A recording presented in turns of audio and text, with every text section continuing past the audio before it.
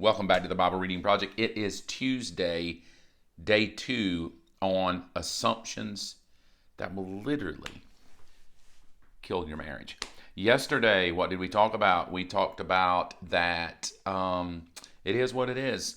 It is what it is the cancer of a good marriage. It's a seed that gets on the inside of you and it destroys everything around you. And today, I'm going to talk about the second thing that will literally destroy a marriage. And by literally, I mean absolutely true. It's been my experience over all my years of trying to help couples, talking to couples, having couples walk in my office and think there's no way they'll make it, yet they do. Other couples walk in and go, really, that's all you're fighting about? You're going to make it, but they don't. It's really astounding. Today, here is the second thing that will ruin a marriage. You ready? Time heals all wounds. That's the second assumption that's going to destroy your marriage. Time heals all wounds. It does not. Time does not heal all wounds. And when we think that, we miss the very nature of the kind of beings that we are. And by beings, I mean human beings, how we've been made, how we've been designed. From a Christian perspective, designed by God. But if you just look at a natural perspective, there's no denying it's the same. The same is true. Time does not heal all wounds. As a matter of fact, time proves what's really going on. And what's really going on is death and decay. So over a long amount of time, things don't get better left to themselves. Over time, things go to chaos, things go into ruin, things become worse, they do not get better, which is an interesting thing anyway of evolution, that we think over time things are increasingly getting better. They're not. Over time, things get more chaotic. Entropy happens, decay happens, death happens. You're born, the day you're born, the funny thing is you begin your death. You start dying from the day you were born. You're on a death path. Leave your yard alone and watch what happens. It will not be the grass that takes over. Grass will die off, weeds will take over, and trees will take over, but then everything goes through a pattern of life and then death, decay. Well, you're the same way. You're a creature of God, and every part of your being is set to decay if something is not done with it. Ignore your teeth. Watch what happens. Don't take a bath. Watch what happens. Don't take care of your hair, your body. Watch what happens. Decay is what happens. Well, that thought brought over into a marriage that time heals everything is ludicrous. It will not heal everything. It will just postpone your thinking that everything is okay because everything is dying. Let's go to the Bible. 2 scriptures we're going to look at. First, it's a pattern of scriptures from Genesis chapter 3 all the way to Genesis chapter 6. In Genesis chapter 2, God makes Adam and Eve with the potential to live eternal. Everything is great, but it is what it is. That's yesterday. They disobey God. They do their thing. And then from that day, God says, the day you, don't do life my way, you're going to die. And a process of death begins to happen. Adam and Eve don't get better. They begin a process of dying. It will take them 930 years before he's dead. But the reality is we must be okay. Death is working, but I must be okay. I'm 100 years old now. But death is working. I must be okay. I'm 300 years old now. Death is working, but I'm all right. I'm 500 years old now. So the thinking is that time is healing things because we don't see the immediate fruit of the thing. So the lie is time is going to heal this problem, but all time is doing is postponing the fruit of the problem that's brewing on the inside. So let's say that a husband says something to a wife that hurts her feelings. It's never resolved. Over time, we think, I don't even remember saying that. That was 2 years ago. But that's been brewing for 2 years. Time did not make it better. Time just gave it a capsule to rot. Time gave it the soil that it needed to become a bigger problem and to erode away the relationship factor.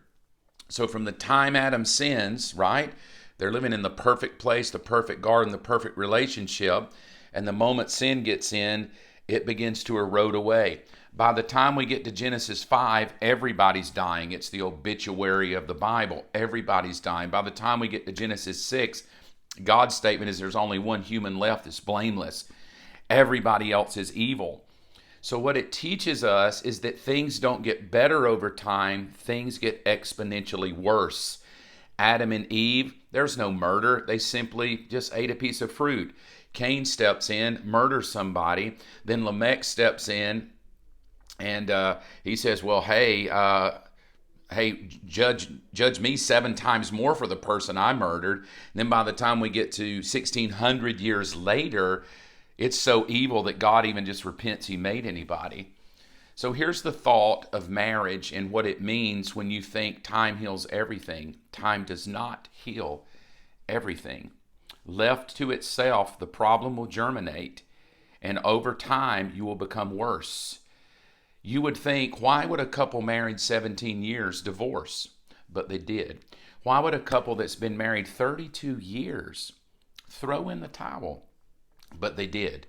Why would somebody married 46 years say, I'm done, I can't do this? Why would somebody married 53 years throw in the towel?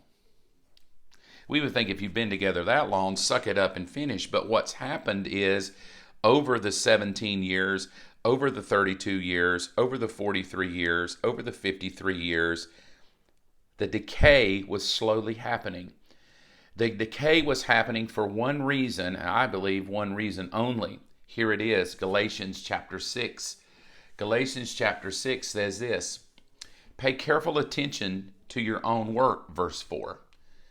For then you will get the satisfaction of a job well done, and you won't need to compare yourself to anyone else, for each is responsible for our own conduct. Okay, that sounds good in a marriage, right? You do you, you be nice, I be nice. But it goes to say this. Those who are taught the Word of God provide for their teachers, sharing the good things with them. But don't be misled. You cannot mock the justice of God. You will always harvest what you plant. You will always reap what you sow. Those who live only to satisfy their own sinful nature will harvest, listen to these words, they will harvest decay and death from the sinful nature. But those who live to please the Spirit will harvest everlasting life from the Spirit. Verse 9, beautiful. Let's not get tired of doing good. At just the right time, we will reap a harvest of blessing if we don't give up. Therefore, whenever we have the opportunity, we should do good to everyone, especially those that are in the family of faith. So here's the thinking. Time heals all wounds. No, it does not. Time becomes the breeding ground of death and decay. Left to itself, that problem won't go away. Left to itself, the hurtful words that you spoke are not going to go away. You may not talk about what was done, an action that was done to a wife, something that was said to the wife a year 2 of the marriage, and now we're year 12 in. And the problem arises, and she said, well, you said, and you're like, I don't even remember, on year 2. Well, what happened is over time, the seed of what was done was planted into the soil of time. And that seed planted in the soil of time, if not dealt with, if it's a bad seed, a negative seed, a seed of hurt, a seed of mistrust, a seed of anger, and it goes into the heart and is not dealt with, then what happens over time is it creates rot. So that's why you can be in the middle of an argument and hear somebody say, well, you said, and you're like, that was 2 years ago. What are you talking about? Well, you remember the last time that was 5 years ago. Well, you remember you called me this name, and you're like, that was 12 years ago. We were mad at each other. I'm sorry. I thought I told you I was sorry. But what's happening is the negativity, the problem, the hurt, the pain is going into the soul of the person. And the soul of the person, it becomes the breeding ground of the seed that's been planted. So that your life, here's what we need to understand as married couples. Your life is a breeding ground for decay or for life. Either way, your soul is a breeding ground over time. It will either breed life or death. Leave it alone, it will always breed death. If you're not putting the right kind of thing in the soul always breeds death. We don't just become better people by ignoring ourselves. We don't become better humans by not taking care of our bodies, not going to the gym, not eating better. Well, marriage is the same way. You don't get a better marriage by ignoring the problems and hoping time will just cure it. If something has been said and you're 10 months away from it, I guarantee you, unless you've dealt with it, it's still in the soul of the person that was hurt. This is why we can be 7 years into a marriage and the woman says, well, in year 2, he said this to me and it really hurt. And he's clueless. He's like, how? I thought we were past that. Well, your soul is a seed. So if you want a successful marriage, you have to consciously, intentionally, how about that? Intentionally plant good seeds to each other. You have to intentionally plant words of love, intentionally plant purpose, intentionally plant within each other respect, intentionally not say hurtful things, intentionally wake up together and be thankful for each other. And when you begin to be intentional, and by that I mean planting the right things in each other. I mean, in the middle of a fight, you're not saying, well, I don't know why we got married anyway. We should have just divorced. Can't believe we didn't marry a long time ago. Can't believe we stayed this together. It never gets better. Well, all of those things said in the heat of the moment, once the moment is over, we're good. Let's go on a date. Let's go hang out together. We're good now. I mean, that was a terrible fight. Like, we nearly killed each other and almost divorced 3 times.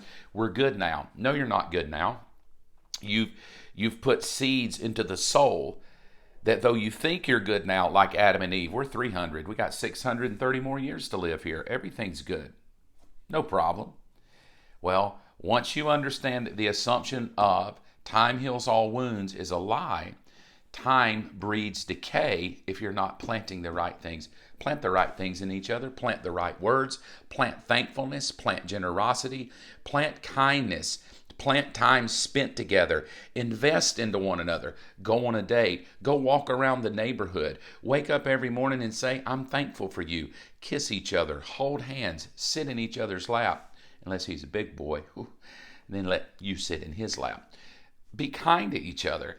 If you'll just start planting little seeds, I'll give you one final thing. It'll give me 1 minute of your time. A couple came to me, it was about 20 years ago. They could not stand each other. They sat on a couch. She sat on the couch. He sat completely on the other side of the room. They were in just a hellhole of a mess. And I'm just in the middle like, okay, I got to see if I can help calm this down. So I do what I do. I'm kind of just praying under my breath, listening to them banter back and forth with anger and hurt and what he did and what she did. So I just stopped and asked this. I said, why in God's name did you two, why were you so stupid to marry each other? That was my question to him. What made you so stupid to marry each other? Because you obviously can't stand each other. So I looked at him and said, why would you marry her? Why were you so dumb? This is exactly what he said. He said, I like the way she smiled. Oh, what?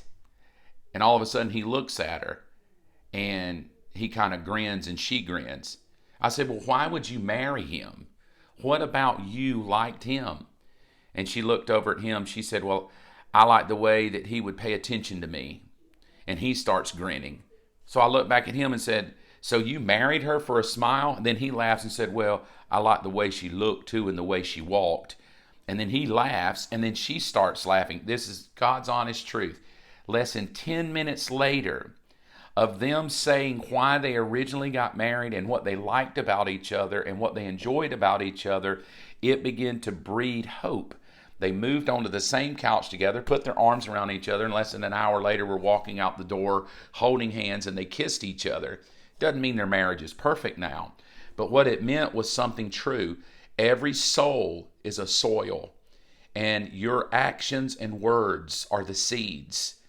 And if you plant the wrong seeds over time, death and decay, you plant the right seeds, life and joy. I hope you're planting the right seeds. It starts real simple. Kindness, generosity, spend time together, and go back and rehearse why you got married in the first place. I guarantee you'll find a smile and a joy today. I'll see you tomorrow.